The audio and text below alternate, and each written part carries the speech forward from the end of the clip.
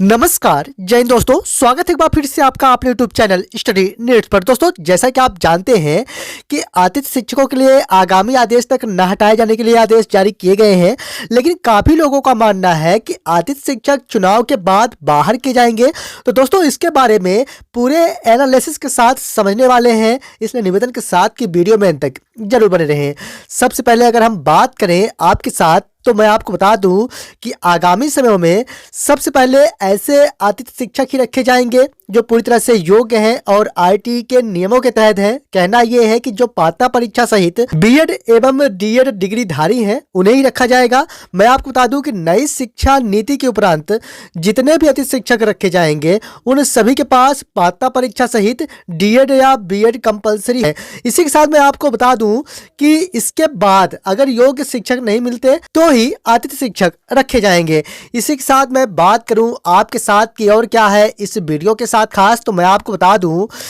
कि आगामी समय में जैसा कि आप जानते हैं कि सीएम राइस स्कूल प्रारंभ किए जाएंगे और जैसा कि आप जानते हैं कि 10 किलोमीटर के दायरे में एक सीएम राइस स्कूल प्रारंभ की जानी है और लगातार जैसा कि आप लोगों ने देखा होगा कि सीएम राइस स्कूलें स्वीकृत की जा रही हैं। तो ठीक इसी प्रकार से जितनी भी सीएम राइस स्कूलें हैं उन सभी स्कूलों में नई शिक्षा नीति के अकॉर्डिंग ही अतिथि शिक्षक रखे जाने हैं, यानी जो बीएड डीएड के साथ पात्रता परीक्षा उत्तीर्ण हो। तो कहना यह है कि एक बार पुनः यहाँ भी आप स्पष्ट हो पाए होंगे। इसी के साथ मैं बात करूं आपके साथ, तो जैसा कि आप जानते हैं कि क्या आगामी समयों में अतिथि शिक्षक प्रणाली या अतिथि शिक्षक व्यवस्था खत्म होने वाली है, तो मैं आपको बता दूं कि ऐसा नहीं है। अतिथि शिक्षक व्यवस्थाएं ना ही आज खत्म होने वाली है ना आगामी समय में खत्म होने वाली है, क्योंकि जैसा कि आप जानते हैं कि अगर नियमित शिक्षकों की भर्ती की जाती है तो इसके लिए काफ़ी अधिक संख्या में भर्ती प्रक्रिया संपन्न की जानी होगी। इसके बाद ही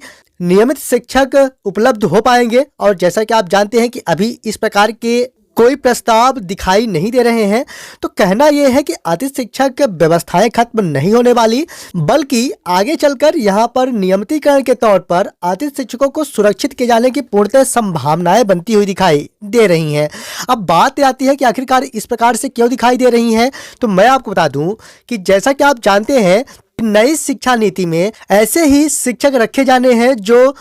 नई शिक्षा नीति के दायरे में आ रहे हैं और नई शिक्षा नीति यही कहती है, आरटी यही कहता है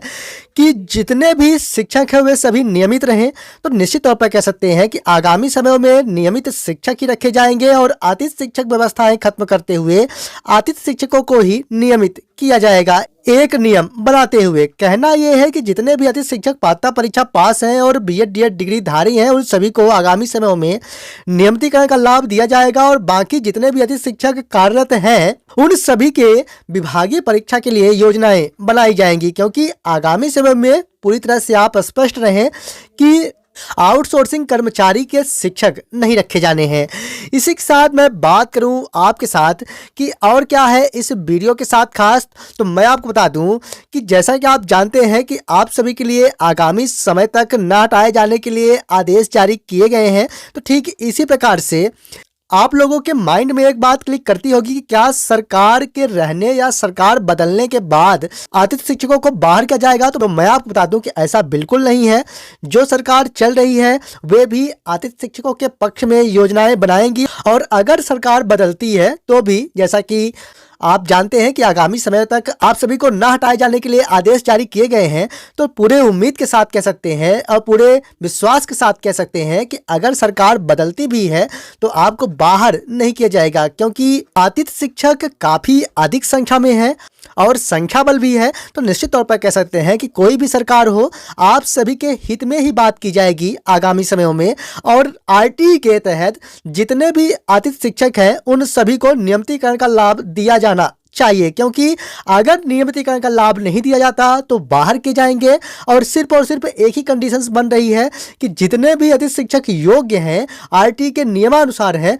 उन सभी को रेगुलर यानी नियमितीकरण का लाभ एक नियमानुसार दिया जाएगा। तो यहाँ भी आप स्पष्ट हो पा रहे होंगे। तो फाइनली कहना यह है कि आगामी समयों में अतिथि शिक्षकों के लिए नीति बनाई जाएगी, बाहर नहीं किया जाएगा। कुछ इसी प्रकार की रूपरेखा निर्धारित की जाएगी। अब आप लोगों के माइंड में एक बात और क्लिक करती होगी, निश्चित तौर पर कह सकते हैं कि जितने भी अतिथि शिक्षकों के स्थान पर नियमित शिक्षक आ चुके हैं तो क्या उन्हें बाहर किया जाएगा? तो मैं आपको बता दूं कि वित्त मंत्रालय की ओर से एक ही पद के लिए दो अलग अलग वेतनमान नहीं दिया जा सकता। एक एग्जाम्पल के तौर पर समझें कि आपका इंग्लिश सब्जेक्ट है और इंग्लिश सब्जेक्ट में कोई नियमित शिक्षक आ गए हैं, तो नियमित शिक्षकों का भी पेमेंट और साथ में अतिथि शिक्षकों का भी पेमेंट उसी विषय मान से किया जाना निश्चित तौर पर कह सकते हैं कि वित्त मंत्रालय की ओर से सहमति नहीं बन पाएगी। इसे लेकर तो आगामी समय में संकुल स्तर पर आपको या ब्लॉक स्तर पर शिफ्ट किया जा सकता है, लेकिन आपको बाहर नहीं किया जाएगा। और जैसा कि आप जानते हैं कि जितने भी अतिथि शिक्षक अभी तक पात्रता परीक्षा पास नहीं है उनके लिए विभागीय परीक्षा कराई जाएगी।